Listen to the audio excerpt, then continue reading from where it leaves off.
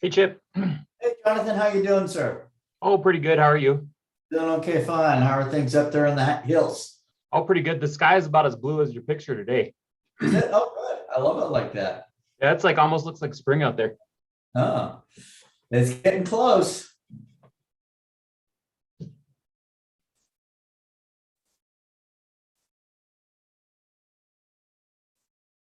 I heard it's kind of chilly though. Yeah, it's been a little bit there. Today's a little bit nicer. I think it's like 50 right now. Okay, that's not bad.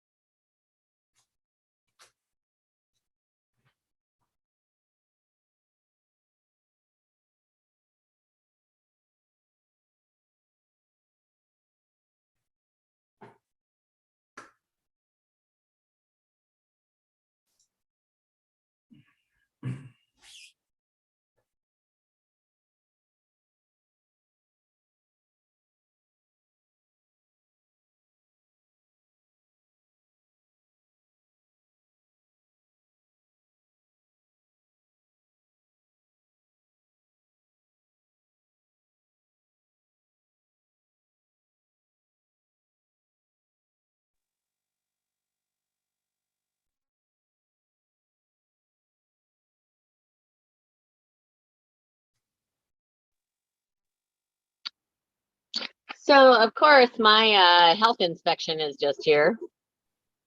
Huh. I can send you an update if you'd like, if you have to go. That would be fantabulous, John. Thank you so much.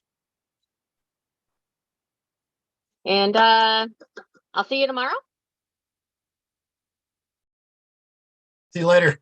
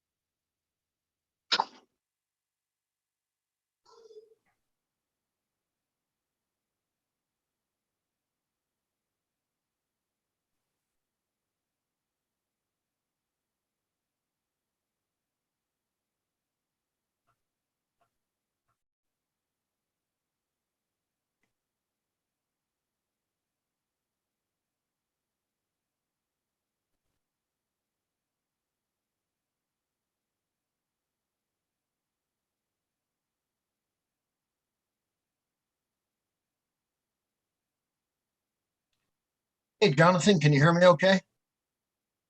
Yes, sir. All right. Yeah, I was going to wait another minute or two, see if Dr. Ryan can join us today.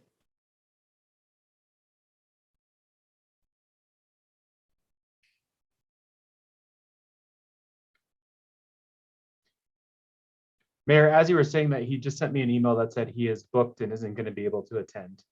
Okay, well, I sure understand.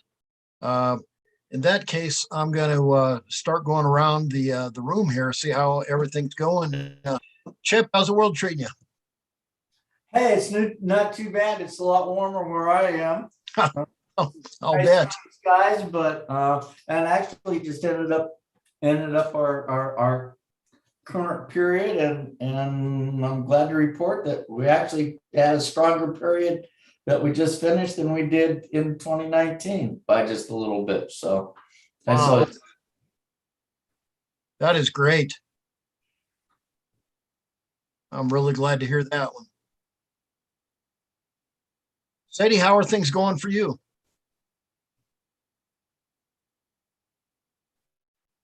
Hi, things are going really well. I also just finished up looking at our first quarter, first part of 2022, and we are also seeing continued growth against 2021 and 2019 numbers. So, although in January and February, I thought I might have seen a little bit of a drop off, I'm not. I'm actually seeing growth compared to 2021. So that's a good trending thing. And our weekends have certainly been staying really, really strong. And we have a very heavily booked summer. We have been heavily requested on to return to doing events. So we have quite a few events on our calendar coming up, and that is definitely adding a lot to our plate, but really excited about it. Oh, that's good. And as we get closer, I'll look forward to hearing more about some of those events. Really good Yeah, to we're going know. to do some really cool things with the club hotel. So we're looking forward to having that really awesome event space right there, right off the historic district. Oh, good, good. Steve, how are things going for you?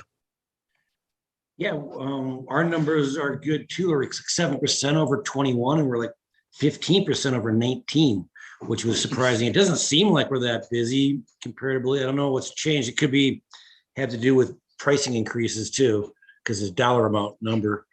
But things are good. And the one thing I was going to bring up, I've noticed the past few Fridays that there's stopped traffic coming down the hill. I've been going to Loveland on Fridays for drop-offs, and when I come back, I'm getting caught in traffic. They don't have the third lane open, and traffic you'd think would be stopped going up the hill, but it's stopped going down the hill on Friday afternoons. Weirdest thing. Also, our numbers on Thursdays are up across the board. I don't know, we're hitting like normal Friday numbers on Thursdays. So some weird anomalies, and it's not just one or two. I know I've mentioned that before here on this meeting, but it seems like I'm guessing people are getting shy on trying to go skiing on the weekends, and they're moving forward to get it in the week when they think it's not as busy. That, and the only other thing I'm dealing with around here is like pay increases. Everybody wants more money, and I'm getting fatigued and beat up across the board. I don't even know what to do about it, and it's just like everybody from top down. Everybody wants more money, and partly inflation, partly they have us over a barrel because there's a shortage of employees, things like that, and it's fatiguing. Yeah, it's curious about that Friday eastbound thing. I've actually been caught up in that last 2 weeks, and I keep expecting to see some type of accident, and there never is one. It's just a log jam heading east on Fridays. I can't explain it myself. Steve, I'm glad you shared very specific percentage increases there at 7%. And I think, for me, the most telling thing is a lot of people on this call had to implement price increases. And why that might be, a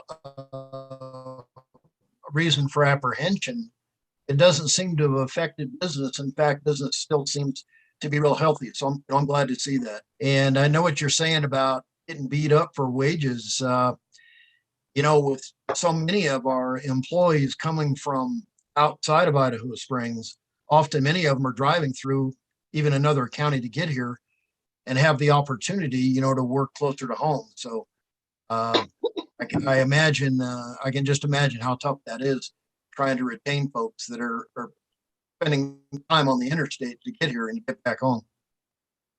Yep. And our menu prices kick in tomorrow, March 1st. So we haven't seen that yet. And we're also doing sustainability charge on the receipt, which is going to be our first time trying that and see how much pushback we get from the customers. Steve, do you mind if I ask, and I'm only asking for the benefit of others on this call, that sustainability charge, what is that? 2-3%? What do you got on there? We're going for 4. Okay. All right. Well, I think a lot of folks on this call will be crossing their fingers, see how that works out. Because I know it's hard, especially with more people asking for more money right now. Steve, your sustainability charge, how are you presenting that to your guests? We are having posters and flyers, table tents on the new menu. And it's going to be interesting how the staff communicates it. We're educating the staff, of course, because we're using toast with handhelds.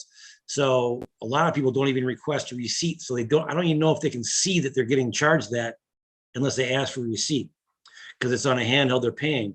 And you can pick a tip, but I don't know that question, how the handhelds communicate that, but we are posting it around and putting it in table tents, and our staff is being educated to communicate about it. So the sustainability charge though, I mean, what is the reason for, what are you saying that, what is, I don't understand. Cost of goods increases and wage increases for the kitchen back of the house. All right, so it's just basically to cover overall increases, the inflation type of things. Yeah, because as you know, I'm not telling you anything, but we can keep jacking up the menu prices, but the problem is the back of the house people aren't benefiting from it. And there's other things that are benefiting. When you keep jacking up your menu prices, our front of the house employees, the wait staff is doing pretty dang good. I can tell you the numbers, but they're getting a good wage on the average day, where the back of the guys, they get their 18, 19, and that's it, no matter how busy or whatever happens. So doing it this way, we're putting in a plan, we're going to carve out 2 or 3% of that, and then we can incentivize the back of the house based on sales for the day. That's kind of like what we're doing. We just have it, a charge, a service charge that goes directly to the kitchen. Yeah. And we've done that for a while, and that certainly helps, take care of some of those. And the harder they work, the more they get paid. And again, like you said, if you just have a price increase on your menu, that's a lot of that goes to the wait staff too. So. Yep. All right, well, good to know.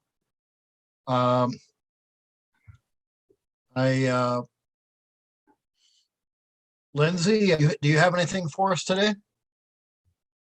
Not really. I still need to look at numbers for the deli to kind of see where we're at, but did well over the weekend, seeing a good amount of traffic. I did want to mention, I was curious about, just because we always are looking for more parking. There are quite a few spaces taken up by a lot of the tables and whatnot. And I was just curious, I haven't really seen those utilized. And so I'm wondering, do we still need those out there, or should we try to capture that parking again? I know I've gone to, Azteca to go eat there, and there wasn't parking because they had all of their tables right in front of the business. And so I ended up leaving. So I don't know, it's just a thought, because it seems like there's quite a few spaces being taken up by that, but it's just not really being used. Yeah, Lindsay, I hear you. Sadie, you had something you wanted to add to that? I mean, I see my tables are used almost every weekend. So I have people that are sitting out there regularly and really enjoy that we still have a space for them to sit outside if they're not comfortable. There are a lot of people that are still very overwhelmed by the crowds and want a place to be able to sit outside. And especially now that masking has gone down significantly, while I see a mixed bag of people coming in with or without them, I do hear a lot of positive feedback by the opportunity to have a place to sit outside on the nice sunny days. I mean, and I know TJ dropped off. He's got his hand up. So I think TJ probably will speak to it as well. Hey, TJ. Yeah, is there a way to maybe put parking on the sidewalks? So, or not parking, seating on the sidewalks, or more benches, or so there's still seating for people, but we're not losing parking spaces. And TJ? Yeah, I'm sorry, I'm just pulling up real quick. 1 second, sorry. I'm looking. I mean, between the last 2 weekends, we've done almost $3,000 on our patio. Wow. So I'm glad to hear that. So I'm just being able to look that up real quick. I mean, so for us, it makes sense. I mean, that's worth more than any other parking spot. Did you say on the back patio or you're saying on the street? On the front, on the minor street. I actually hit patio first and that was 0. But on the minor street, it's at 2877. All right. Well, I'm glad to hear that. Jared?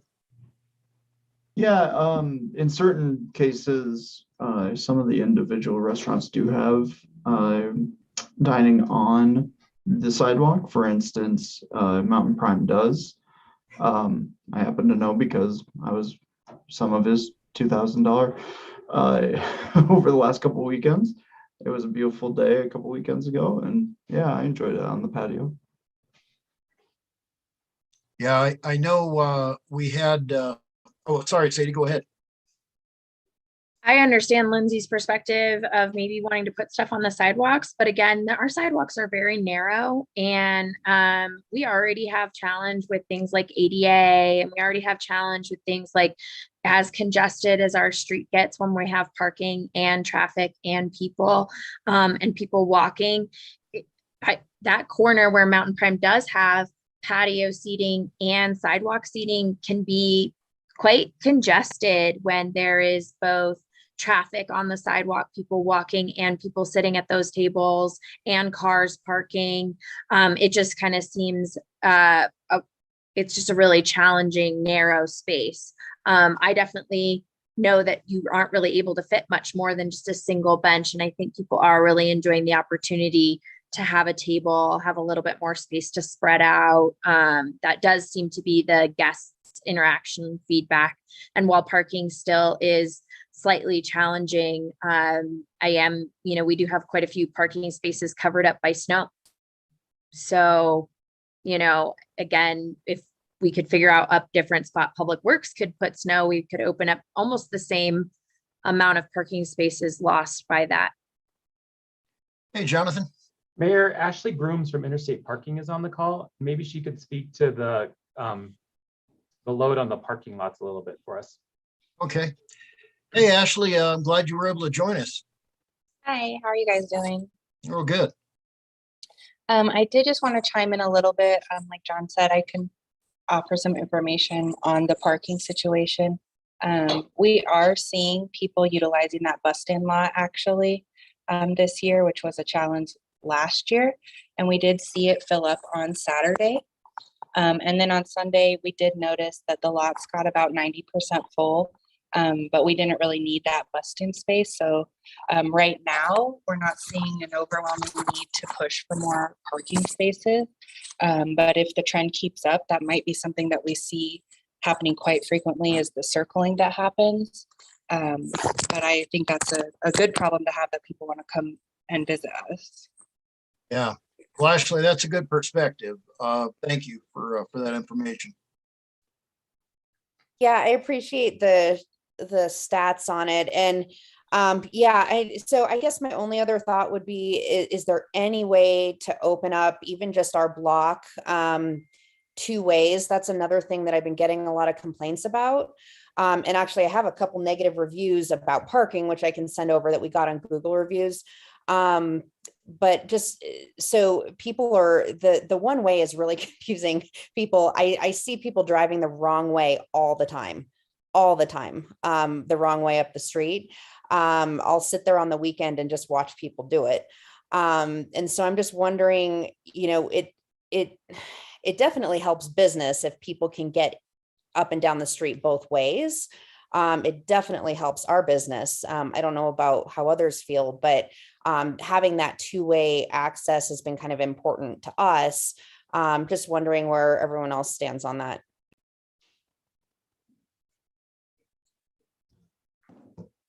Anyone else want to weigh in on that? Jonathan? I understand what Lindsay's saying. I think this is a good Jared question too, because I don't know that we can safely operate the street with 2-way and dining. And we made that commitment to those restaurants. And so I think we need to really look at how that would look for sure. I understand we need to do everything we can. There may be some other parking things we can do as well. We have an interstate meeting that needs to happen in the near future to do a walkthrough of the facilities. And I've talked to their staff about moving one of the kiosks in a way that I think would be beneficial to the city over there by Tommyknockers. So I'm wondering, we're losing, Jared, I think we're losing currently like 15 to 18 spaces for park or for dining or something like that. Is that right in your estimation? I'm sorry, losing 15 We're spaces. only using like 15 to 18 spaces, I believe, for dining currently on Minor Street. On Minor Street, we're not losing too awful many right now. The issue with changing it to a two-way configuration is a couple items. One, we've already, said are really, is anybody else getting feedback? Yeah, okay. Sorry. Okay, I will continue and hopefully you can hear me. I think it is challenging. It's tough to change it mid-block or mid-street since we have 3 blocks right now, from a one-way to a two-way for either a block or 2. That gets even more confusing for drivers. It's a bit of a safety hazard in that regard. The other item is, and I know it's been brought up at this meeting before, with the increased, from what I understand, there's been a fair amount of snowfall this season, and there's been a fair amount of ice that's been built up on the south side of the road. And oftentimes that pushes those vehicles that want to park on the south side of the road further into the street. We have narrower than preferred through lanes right now. Our through lanes, I believe, are 11 feet. Your standard is 12. So if you minimize those through lanes even further, it does get to be a bit of a hassle. And then you're also trying to parallel park with those more narrow through lanes because of that icing and pushing those vehicles further away from the southern curb.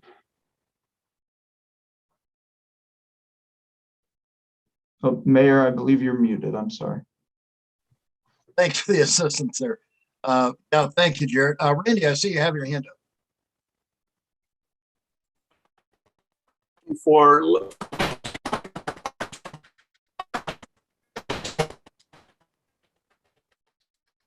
block. Randy, I'm sorry, we're not able to hear you. It was a constant break up there.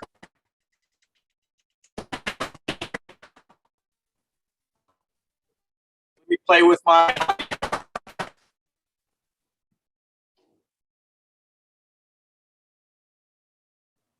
Well, sorry about that, Randy. It just, Is this better? yeah, we can hear you. Okay, great. I just changed microphones. That was all. I got a question for Lindsay, if she's still hanging with us. And that is there anybody else on your block, Lindsay, that wants to have outdoor seating? That block doesn't have outdoor seating. Yeah, It's- no, I'm just talking in general about parking. I'm talking personally for my business about the 2 ways on the street, but just having been involved with a lot of the discussions on parking and the parking structure and the needs in the community, it just seems a shame to lose any spaces unless the seating is being adequately used, which according to TJ, it sounds like it is at his business. I just personally haven't really noticed it being used that often. If it's just on Saturday and Sunday, we're losing, the spaces during the week, which again, you could argue that we don't necessarily need the spaces during the week. So I get all of that, but again, it's a general argument about just the parking spaces in general. But definitely for my business personally, having the street available 2 ways, I just think it's better for business. If someone is going down Colorado and trying to get back up, they have to go all the way around again. And I mean, it's just, I've heard complaints about it at the deli. And then I've seen a lot of people driving the wrong way, looking very confused, driving the wrong way. But it does happen quite a bit. Were you making the case of opening all of Minor or just that one block? I would open all of Minor. If it were me making the decision, I'd make all of Minor a 2-way, because I think it's better for businesses because it's easier access for people that are coming either direction. Okay. I just got a review on Google today saying that this woman is never coming back to Idaho Springs because of the parking situation. Okay, that was a question I had for you, is all. All right. Sadie? One of the positive things I've notated about the one-way traffic is that people are going significantly slower. Minor Street is a dangerous street any time of year when it's open two-way. People go down that street extraordinarily fast, especially when they shouldn't be. And so having it one way has significantly slowed traffic down. That is one positive. I have seen on an occasion a person going the wrong way, but I do feel like our signage is really good.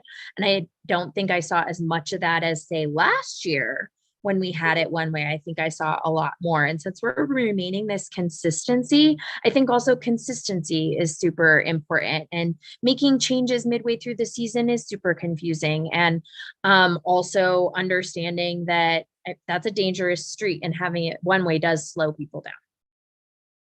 All right. Well, thank you, Sadie. Jonathan? I was gonna say, I was just looking at the review from Two Brothers, and it sounds like they didn't see a pay to park sign is why they got a ticket. And so that's something that I was just saying, we need to talk to Interstate. I need to have a meeting with them anyway. We've been trying to get that scheduled. And I think that maybe what we could do is start looking at some ideas and alternatives for parking, especially for the summer. I was hoping to get some of those changes implemented before the summer. And this change, I think we need to, I think we need to talk about safety perspective of one block being two-way and then 2 blocks being one-way, just to make sure that the circulation works. But what I would suggest is maybe Jared and I could do that work and see if there's any alternatives that may be good that might benefit everyone, or if you're just kind of like plan for the next little bit here. We do have spring break starting too, and that's going to be something we need to carefully manage just to make sure that we get people moving where they need to be. Steve, I was going to ask you about that lot behind Tommy Knockers. We had those lines that you had painted down there. Are they still visible to people if we start getting busy, or?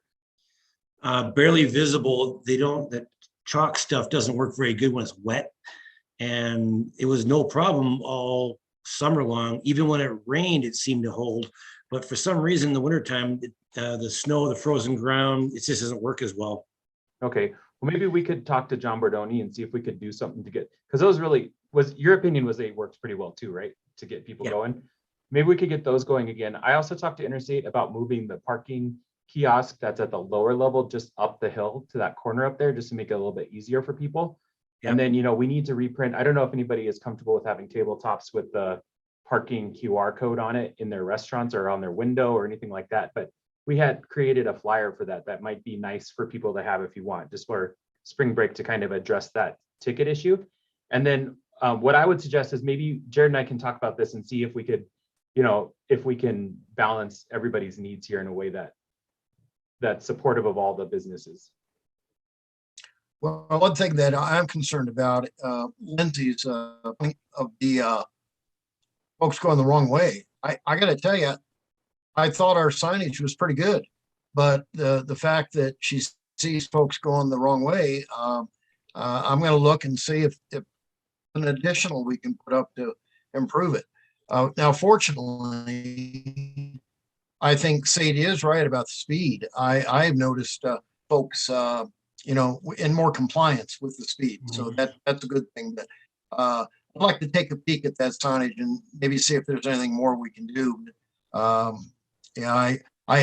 thought we had a pretty good signage, but especially with visitors, sometimes they're preoccupied with finding particular business and maybe they miss it. We'll take a look at that one. It also has, oh, sorry, Lindsay. I was just going to say, just recently, just the last maybe 2 weekends ago, Google Maps addressed the one-way traffic flow as well. Prior to that, Google Maps had minor listed as two-way traffic. And so when it was giving maps directions to people, it was instructing them to turn the wrong direction on the street. That might be a big issue, actually, because these people look really confused, but I sit there and watch them going up the wrong way. And I'm like, what are they doing? This guy. And so they look confused. I have seen people intentionally who are parked going the right way, flip around and go the wrong way, very intentionally. And I see that happen a lot as well. Gotcha. And that is really good to know, Sadie. I had no idea, because a lot of folks are used to following those directions, and of course they would turn. Yeah, so I noticed it just because one of my guests who's a regular said that her sister was using Google Maps. And so I submitted a whatever email to Google Map directions or whatever saying, hey, the direction of this street has temporarily changed. Please make sure it's notated. That was like at the beginning of January, but the last time I checked, which was like 2 weekends ago, it did finally have it addressed in that change. So hopefully that will, slowly also help people stop making that decision. And again, as we know, when, if there's a shortcut to make, our locals will sometimes do a shortcut to make when it's, dead on a Monday morning and there's absolutely no one in the middle of the street. They'll break all the rules. Yeah, absolutely. Stephanie, how's business?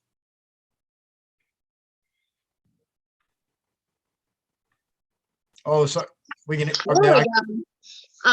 Business again. It's like Thursdays are Fridays, Fridays are Saturdays, Saturday and Sundays are both crazy. So business is great.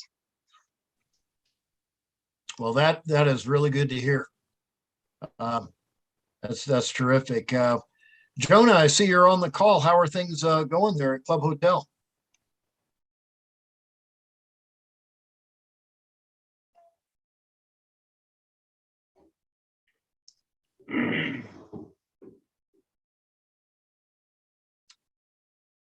George, do you have anything to share with us today?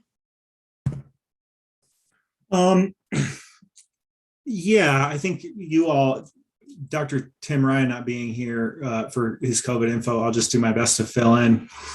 You probably saw that the governor on Friday announced that we are in the endemic phase of this pandemic in Colorado. You probably also saw the CDC make some changes. They changed the way they figure out who's in low, medium, and high COVID risk.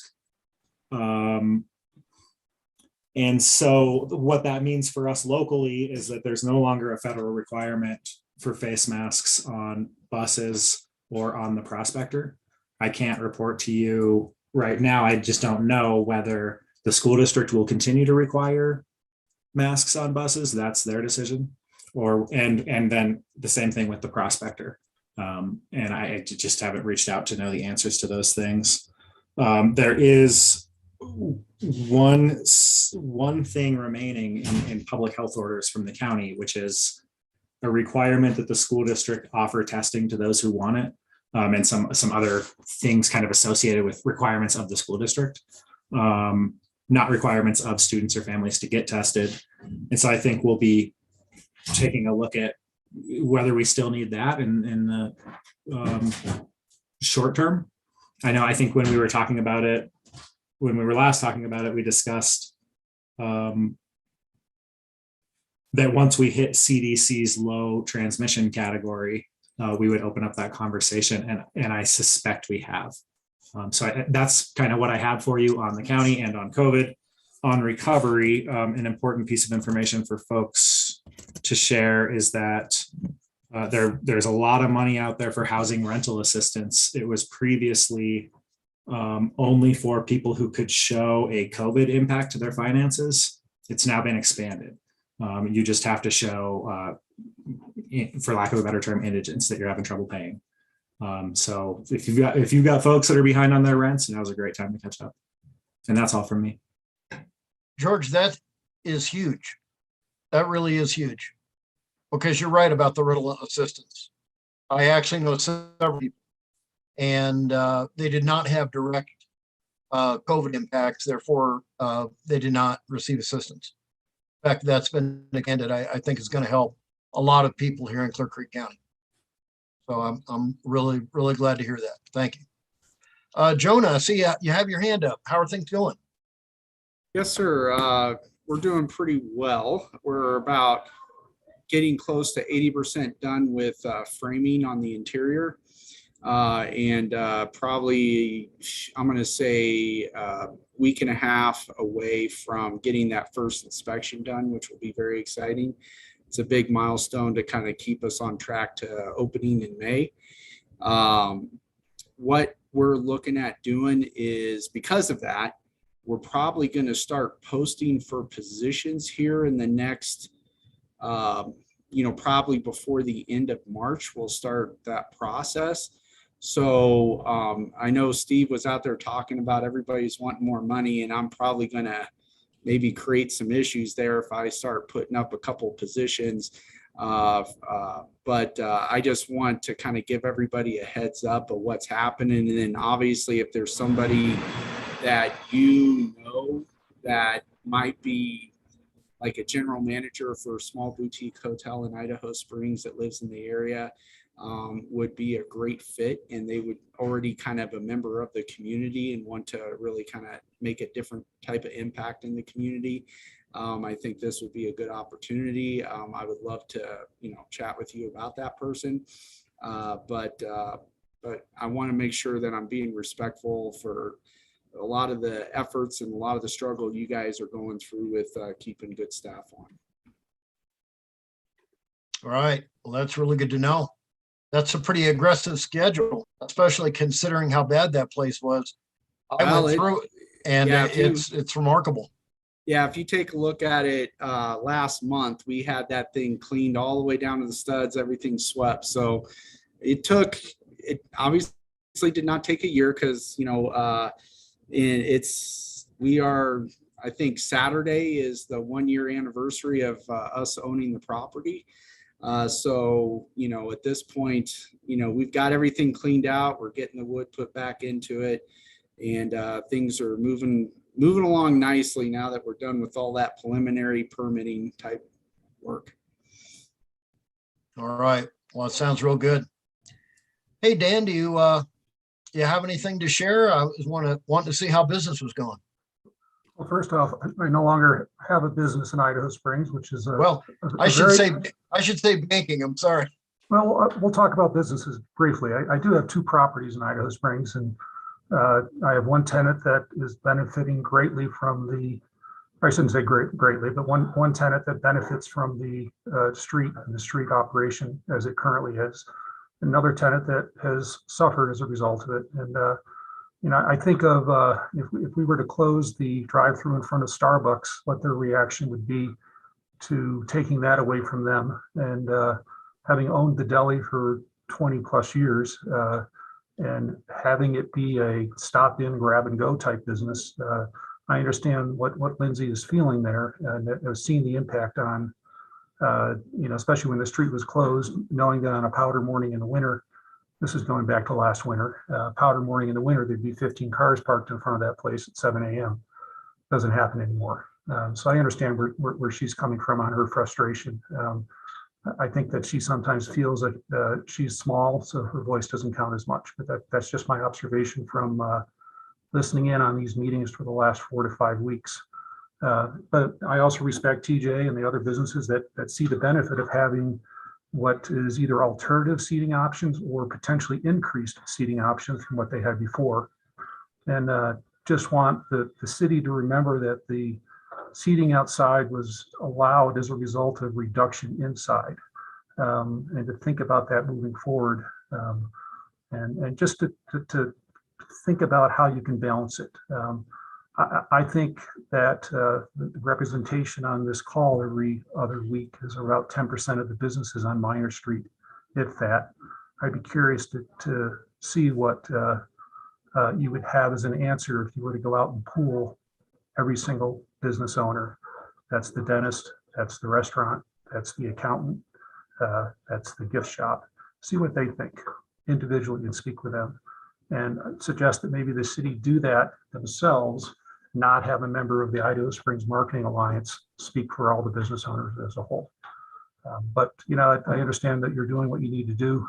The city has done what they has needed to do to keep people going. It's great that there's been an ebb and flow to it. But also to remember that Idaho Springs, as it is today, is a product of 100 years of people driving up and down Minor Street. And then the other thing to think about is that as long as I've been in Clear Creek County, which is 28 years, there's been one-way streets and two-way streets in the historic district. Thank you. All right. Well, thank you, Dan. And I think that is a very good suggestion. Jonathan? Oh, I was just going to remind you about another topic we have once this conversation is concluded. Please go ahead. It kind of segues nicely. At our last meeting, we were talking about summer operations of the marketplace and how we want to accomplish that. Jared and I, and I'll let Jared will speak too on this, but we have been working on how we might accomplish some of the goals of the community that have been expressed to us. And I say this with the caveat, of course, we want to make sure this is the decision of everyone. We want to make sure this is as collaborative of a process as possible. But we have some challenges about how we have been operating the marketplace that we need to think about maybe slightly differently. One of them is that the way that outdoor dining is going to work this summer is different because the executive order from the governor that allowed that activity is changing. It may expire, it may not, but one thing that we think will not expire is that we are able to create what is called a communal outdoor dining area. A communal outdoor dining area, for all intents and purposes, is not that different than what we are currently operating. But the benefit is that we can create a dining area that can be used by multiple entities as long as they agree to use the space. So for instance, we could create, and I'm just going to use it because you guys are across the street. I know you may not have the same interest, but for instance, Lindsay and Steve could create a communal dining area between their businesses that would accommodate cornhole in the middle of the street and the band operation that we have on the corner. So people would be able to stand with the beer in that area and still follow liquor laws. We had a little bit of an issue with that last year where we had a challenge related to people thinking that they should have a beer in their hand when they play cornhole because that's kind of a natural thing, but that the encroachment areas didn't allow for the expansion into the middle of the street. And so we don't want anybody to get in trouble or anything. So this is a really cool opportunity for us. It could be as expansive as the entire downtown. It could be as expansive as a space for one small business or two small businesses. The key is that to use it, all the businesses that would use that space have to agree.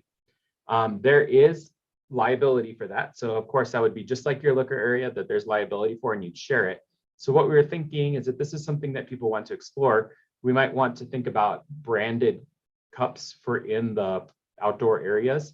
Could be a plastic cup with like a Tommyknockers logo or whatever the case may be. People have suggested colors that way that we can determine liability in the case of something that happens. But it goes under the authority of the Idaho Springs Liquor Licensing Authority, basically. And so there's some benefits to this from the city perspective too. One would be, and I think this is something that is worth considering, but in special events, we currently have people who can apply for liquor license in CRC Park, and they're supposed to have tips trained staff when they're there. Some entities are better about that than others, and it's something that I think is challenging for us. Also, having liquor sales in the park doesn't really do anything for the other businesses on Minor Street. This would be a way that we could create a system, and it doesn't have to look like anything. We can put policy on top of this however we want to make, this is like the Steve area or whatever, however that looks, like whatever we want it to be. We've talked about some benefits might be that, for instance, if you have a business that wants to be on the corner, there's no prohibition from having a grill somewhere in your area or some kind of serving station in that area. It doesn't necessarily preclude using the sidewalks as has been discussed, so that's easier to serve. What we have to do, that's kind of a separate issue. So I just wanted to bring up this idea of a communal outdoor dining area. We have it going through our legal team right now just to make sure it would work properly. The other thing that we've been talking about is using sidewalks as part of the encroachment area. We have looked at that. There's not really any reason we can't. It's a city council policy decision. And the thing that's going to be the key factor here is that every encroachment area and every sidewalk on either side of an encroachment area needs to have an ADA access point. So we are going to need to explore portable ramps to make sure there's access to every single section that would exist in that situation. That's not particularly difficult. So we can do both of these. We can do one or the other. It's just a matter of a little bit of a group conversation. I think, Jared, do you want to kind of finish that off from your perspective? Yeah, thank you, Jonathan, for introducing that item. So at the last meeting or two of this group, city staff was really tasked with investigating means of still having, alcohol and liquor out on Minor Street over the summer. So we did have a meeting with legal counsel. They are working on clarifying some items, but we had a couple of options. We do think that one of the better options is this communal outdoor dining area. At the last meeting of this body,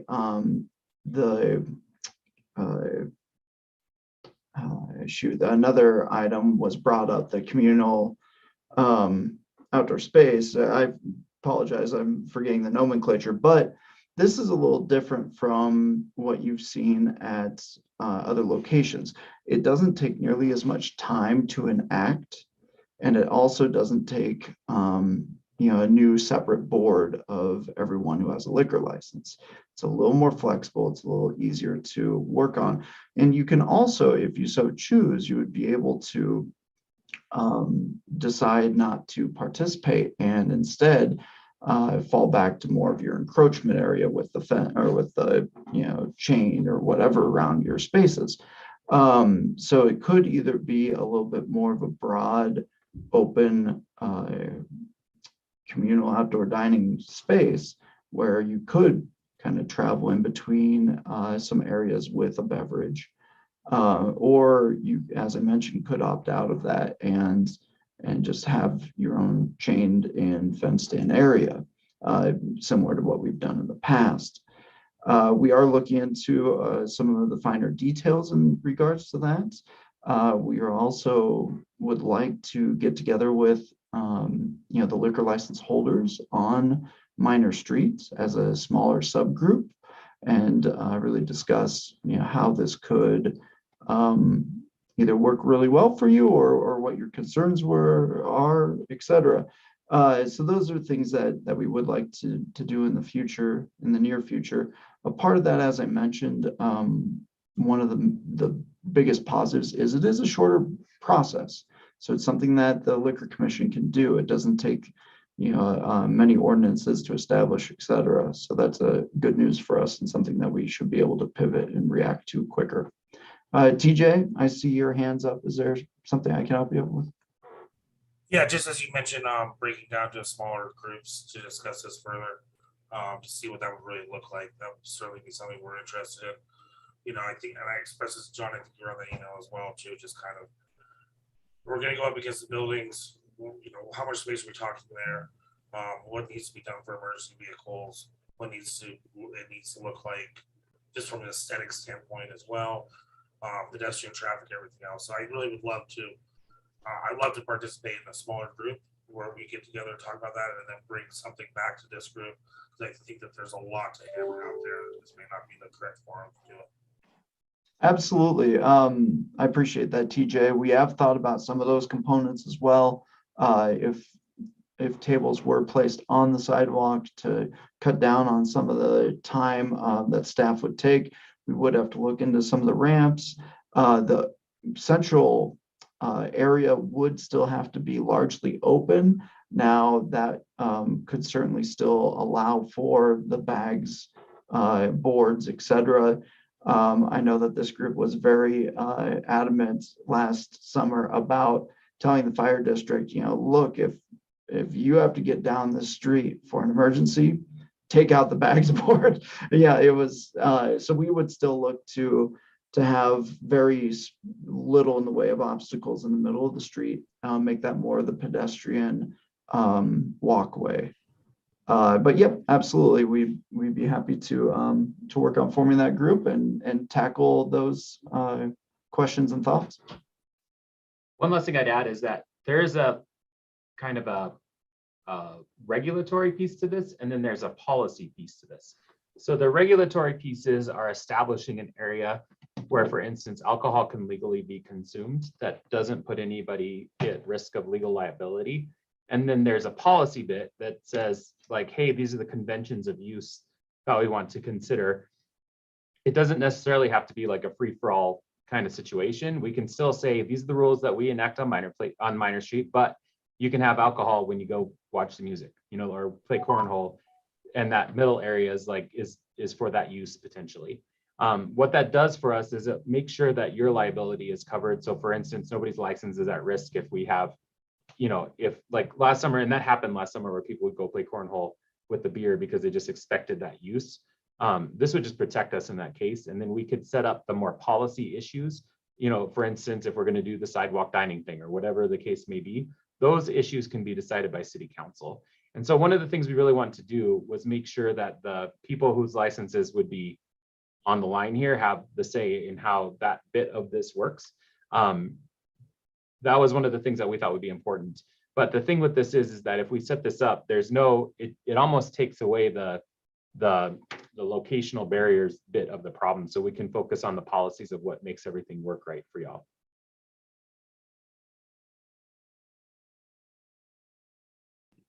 I'm sorry, John, I just want to make sure I understand. So you're still talking about having the outdoor dining. It just won't necessarily, or each business has their own outdoor dining area, but they won't have to have the barriers, or? That's one of the possibilities. That's what I was trying to say is there's a legal bit to this. The legal bit says, where can alcohol be consumed? The policy bit says, how do we want to enact this program? So it doesn't, from like the user perspective, it doesn't necessarily have to be any different than it has been. Like what this would mean is that if a cop walks by, somebody's playing cornhole in the middle of the street with a beer, they don't have to say you're drinking in public, like that's covered. And it also gives all the liquor licenses a little bit of flexibility because it lets some of those activities that we know people want to engage in happen. But those are policy decisions, and that's why we want to, the policy decisions are based on city council, the decision of city council. So for instance, if we say like everybody still needs to have an area, we can do that. Or we can say, this is how we're going to move it around. It really gives you flexibility because we can set that up however works for you. And then, like I said, for special events, it makes those a little bit simpler, and it might drive a little bit more business to our downtown establishments instead of putting a temporary beer garden in Citizens Park. Probably save a lot of money too, and all the barriers that get destroyed by the wind. Yeah, and I know that's been an expense for people that we've been concerned about because it doesn't, doing what you guys do is beautiful and awesome, but it's not cheap. And we want to make sure we keep that set up to be something that's sustainable because we do want that marketplace to exist into the future. And to do that, we need to keep iterating. We've been having internal conversations. We have the downtown master plan now. We have a good idea what works in the summertime, I think for sure, but we still have an opportunity to iterate before we create any permanent kind of things here. So if we continue to think about this as a pilot and experiment a little bit more with some of the challenges that we know exist, we may be able to, it's just going to benefit everyone. And so that's, I think, what we're trying to do is, can we make this work even better, make those music nights even bigger? Because I think that's been a challenge is if you can't sit there and watch the music and have, drinking a beer while you watch a band is kind of a thing. So we just wanted to try to encourage healthy, safe behavior as much as possible and not put anybody in a liability situation.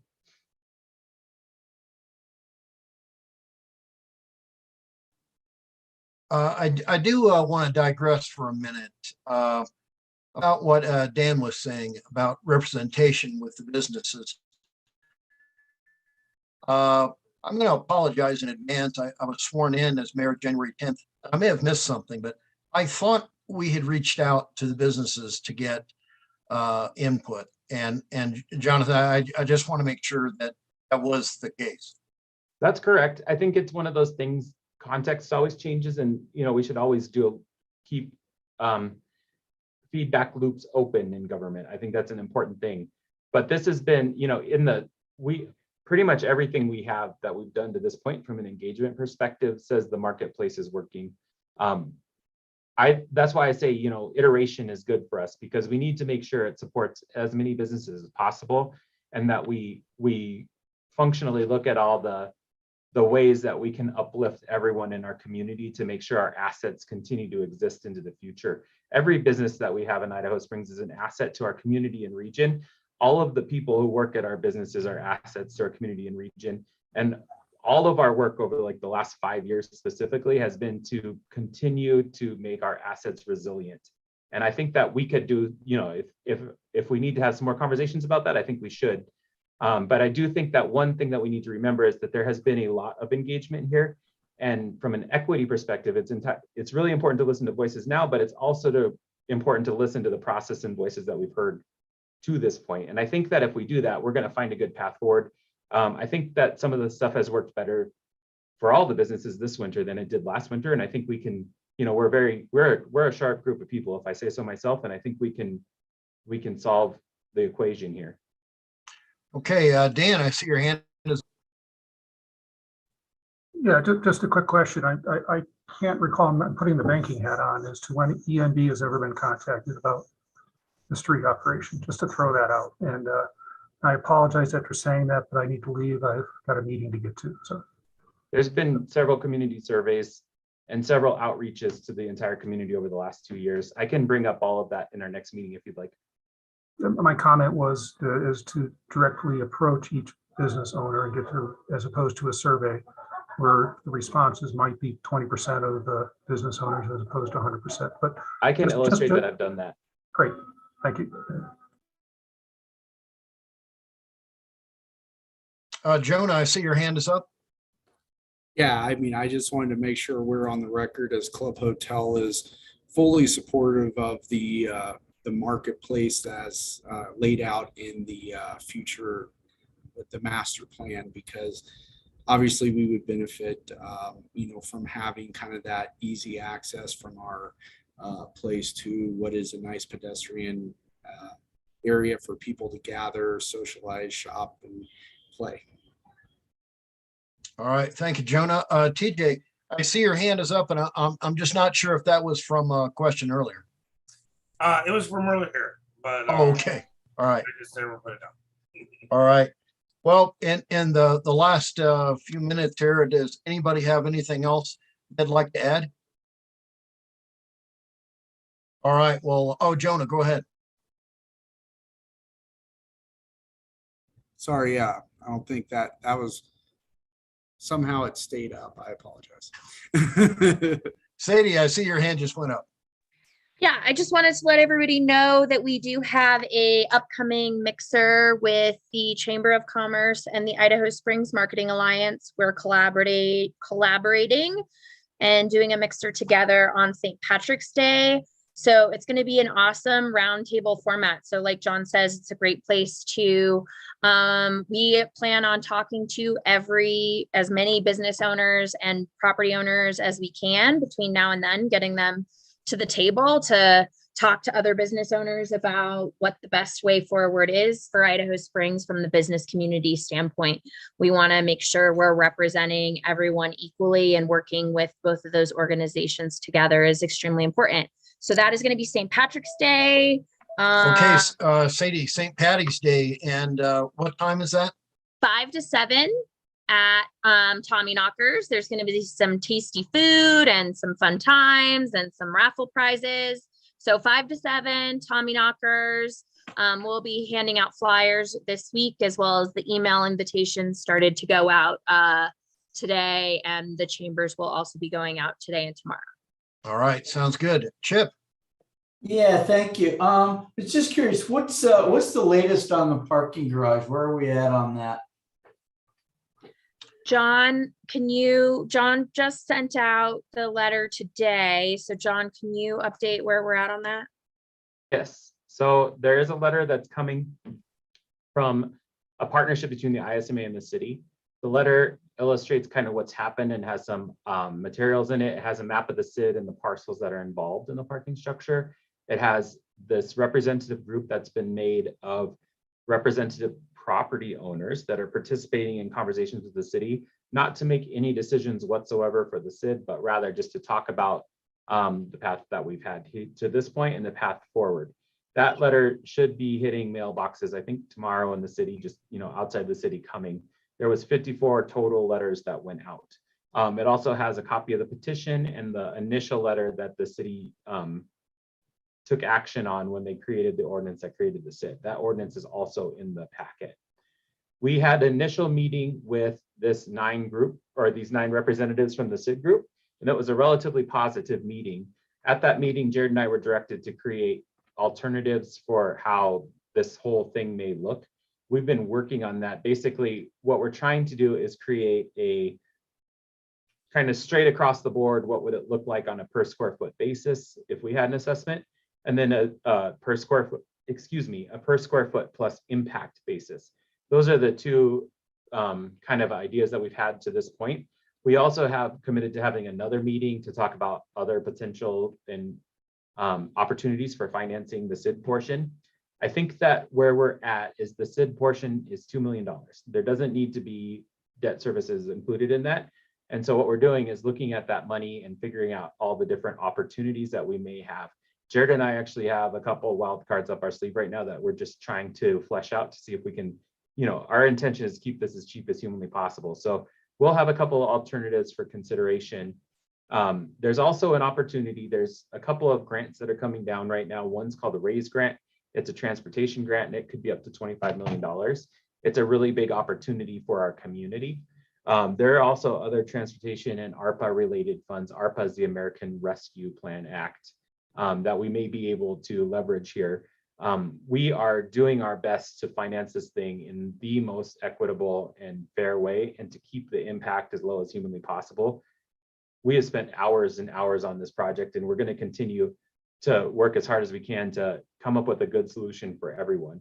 I honestly think, I was talking to Sadie the other day about something that an idea that I have that needs to get fleshed out a little bit, but if it's possible to do what I'm thinking, it's going to be, I think everybody's going to think it's a pretty good deal. So we just need to get across the finish line there. Our ultimate goal is to sign an IGA with CDOT sometime late this spring, so either May or June if we can. That is kind of the agreement that has legally binding repercussions that gets this thing going with that CDOT money. So we are kind of entering the last hour of this work and hopefully we'll have a good answer for everyone in the immediate future. Jared or Mayor, is there anything you'd like to add to that or change or? No, I'm just very glad you brought up the grant that we're pursuing. There's even a smaller one with no match that I was looking at today. So I know staff is going to do everything they can to make this as inexpensive as possible. And I think, honestly, one thing I would add is that I believe we probably were 4 to 6 months ahead of where the infrastructure bill was. It's not all out. It's not shaken out yet. I really believe there's going to be some more federal money coming our way. I'll be very surprised if there isn't. And it just takes a while from when they announce, $1.9 trillion infrastructure bill and when things are actually come out. So we see how it shakes out for our community. But I'm liking what I'm seeing so far. Thank you. All right. Anything else before we sign off? I want to thank everybody for being here today. A very interesting call for sure. Yeah, I look forward to seeing everyone real soon. Thanks a lot. Thanks, everybody. Bye.